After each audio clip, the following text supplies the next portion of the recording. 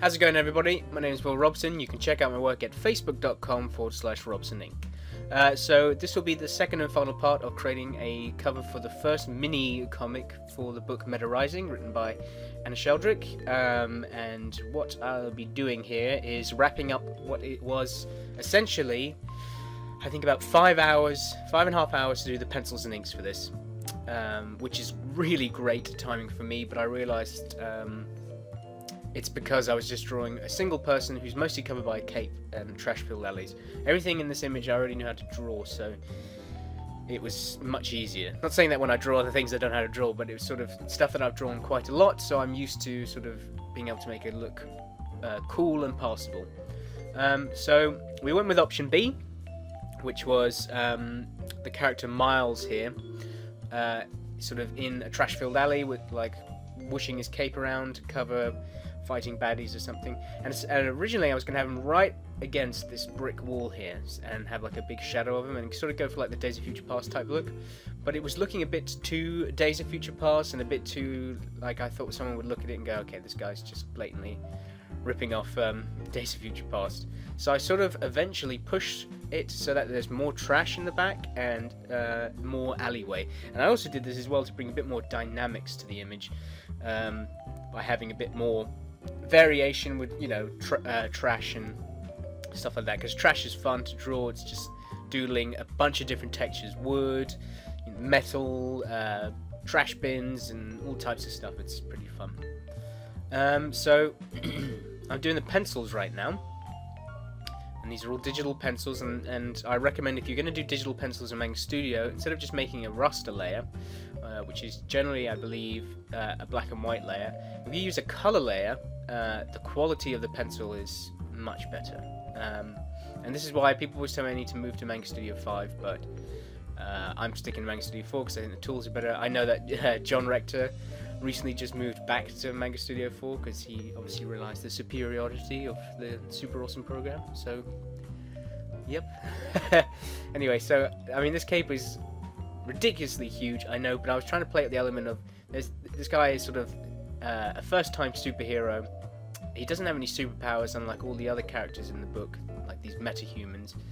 And you know, he's sort of this kind of Batman-like, but not. He's much younger. He's more like a Dick Grayson with a bad attitude. Like, that's what I call him. And I figured, you know, it's not a comedy, this book, but there's certainly comedic elements to it. And I wanted to play out the fact that, you know, this is a guy's a first-time superhero, so he's got like a massive cape. Like, he's doing things wrong, because his costume changes when the first issue is going to be coming out. I'm actually working on a pin-up for that now. So I figured I'd add sort of elements to it so he could ask himself, well, why, or the audience would ask, why did he change his costume? And one of them reasons might be, well, I made my cape too bloody big. Anyway, so here I'm chucking in trash. I actually push that even further back and add more trash in there. And I was thinking of putting like a broken shattered window around the image to frame it, but then it would get too busy. Because this is just a cover, and this is a cover for a mini story. I'm not sure about what's going on with printing of these or anything, but it's essentially not going to be the cover for the first issue, which is the really major important thing. This to me was more like drawing a pin-up, which is always really good fun.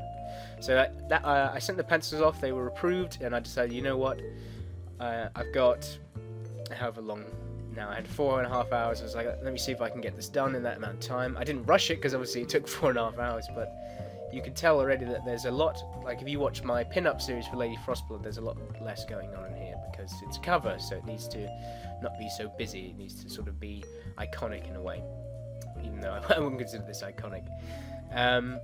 I don't like the sort of tubes I had in this hand. I need to study up on sort of what happens to a cape when you clench it in your hand like that. So I'll need to work on that. These inks might be a slightly bit too thick here, but I'm pretty happy with the way this piece turned out. I'll talk about it later what I do with the bricks, which is really working. If you watch my pin-up video, you realised, or you heard me realise a great way of drawing bricks, which is sort of drawing blue lines first and then adding bricks later. Anyway, I won't get into that now because we're not talking about that. So here I'm just sort of, I'm not doing any of the rendering. I know I talked about it in my earlier videos where I was liking to do everything at once, but now those, you know, that was work for me. Those were more sketches, where this is client work, so I need to take it seriously. You know, this is work that I know lots of people are going to see, and obviously this is work I'm getting paid for, so I do not want to let my client down. So it's important. So I was just doing a bit of spot black test right there, and then I just make a new layer because I'm not confident enough to work on that same layer. Just drawing over some where I think there should be some shade. And by shade I mean like shadow. I stupidly made his arms the way I didn't want them to be, because in the rest of the book it's the opposite. You see where I filled it in black there? I should have made that white and black around it and red it on the inside. But when the colours comes in, you're not even going to notice that stuff, because he's a really great colour surfer. He'll make my stuff look awesome.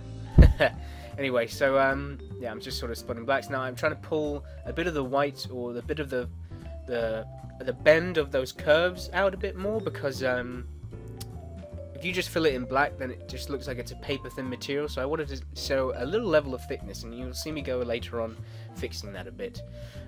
So here I'm just putting up blacks, and you're going to see me do a really funky first pass in my rendering, where instead of, you know, rendering nicely, I presume, I sort of just pull everything in, like you see where all those lines are pulling into his neck, because that's sort of where the crunch point of his cape is.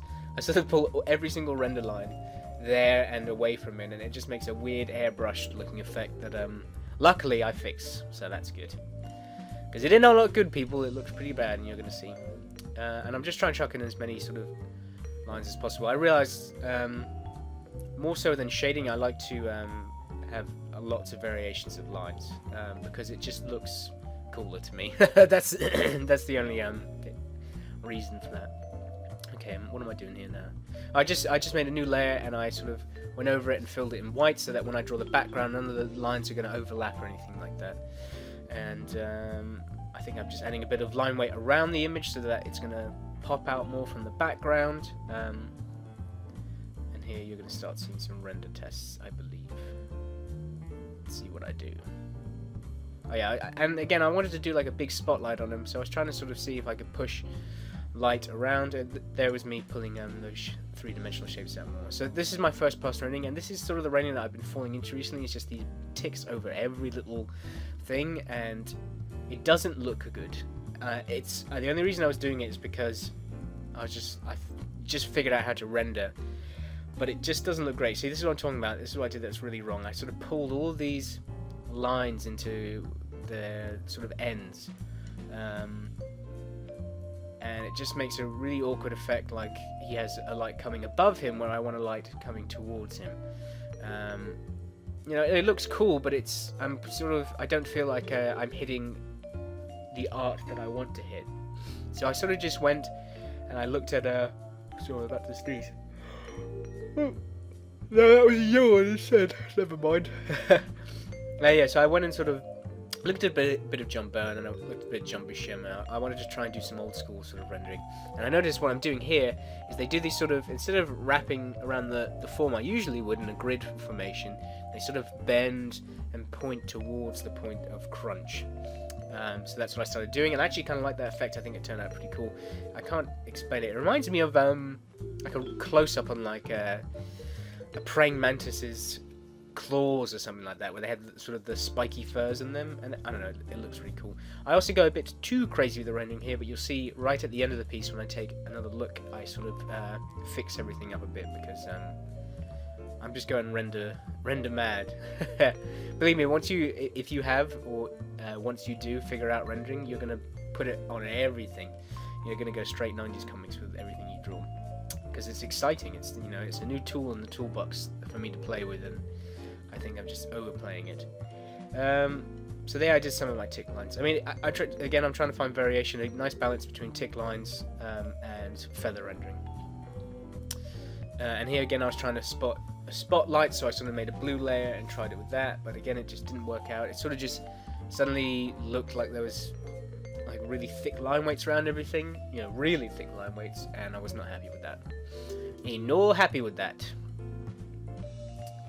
And again, I was trying to pull some lines, doing art stuff, drawing with inks on the computer, and then I pulled a bit of those lines into the crunch because there would be a bit of shadow under there.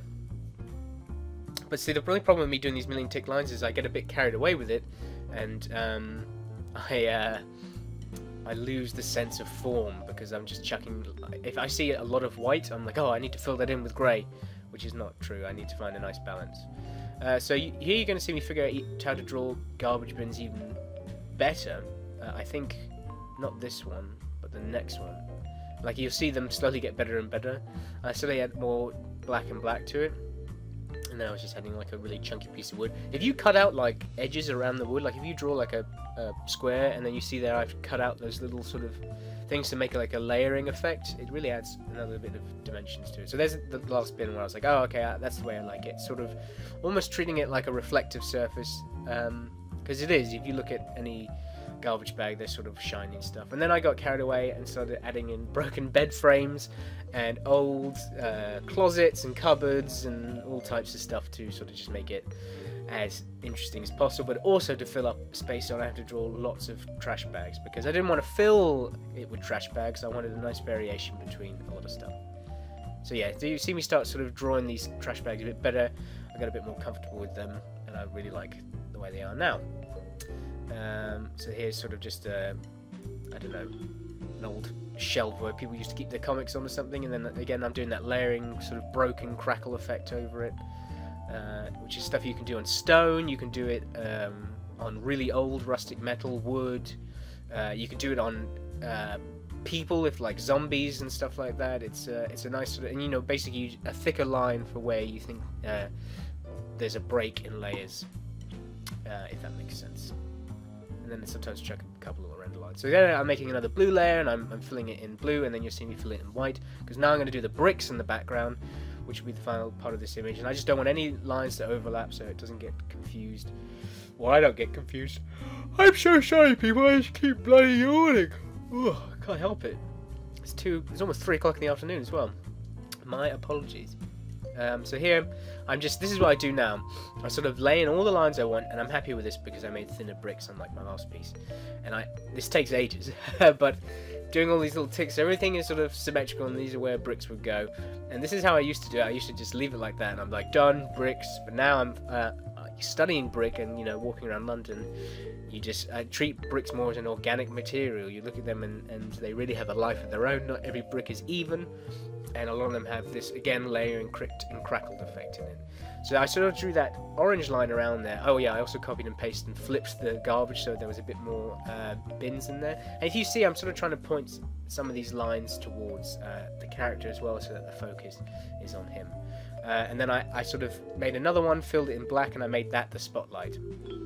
And you see me now here, I'm erasing a lot of the render lines over him because I realized that he was too overly rendered. So now I sort of, I was just doing a test to see, right, is that what I want to do with my shadow? Yes, okay, great. And now I'm sort of just drawing in brick by brick. This really seriously felt like laying brick. It was ridiculous, but I think it took me 30 minutes to do these bricks, which is not that long, and it's so worth it because the final effect is just great. So you'll see me here, I have that orange there to sort of let my brain know that that's where the shadow is. And what I'm doing is essentially, I'm not... you know, if there's shadow there, the brick's going to be black, but the sort of cement in between won't be, and it really makes it pop. It's like Sin City or The Spirit, or anything noir, or you can look at any comics, and this is stuff people do, Teenage Mutant Ninja Turtles, stuff like that. And then I sort of just realised, hey, I can just grab the lasso tool and draw these bricks that are black in. It's much easier, so I did that, which was a lot quicker. That's where you can see it going a lot faster. And then I sort of realised that doing this, oh no, there was a bit too much space where the cement was, so I would go back and fix that a little bit. But if you look at the brick as well, there's a thicker line across the top of the brick because I'm trying to say that this spotlight is coming slightly from below. So, you know, these bricks go up, and as they go up, they'll slowly be further and further away from light, so there's thicker lines above. And you see a spotlight effect here. This turned out really cool. I'm going to use the hell out of this in everything I draw now. I just think it's easy to do, and it looks good, like the final result. So there, I laid brick, and now I'm just drawing cracks over it, but I'm not drawing cracks in the cement, I'm just drawing around it, and then I take a white brush, and I'm sort of continuing those cracks like they're reflecting off of the light. And now I'm adding my signature. I wasn't going to do my big signature like I do with my pin-ups, because this is a cover, and you know I shouldn't have my signature be very big. And then I decided to just add a pole in there in the end, because that was in the original design. So I just chucked a pole in there, and it sort of just broke up stuff a bit, and I'm really happy with this. So yeah, that's it. So this is the cover for the mini comic for Meta Rising. Over the next month I'll be doing the next mini book, so you'll see updates from that, and then starting in mid-April I'll be doing issue 1 of Meta Rising. Thanks for watching, guys. See ya.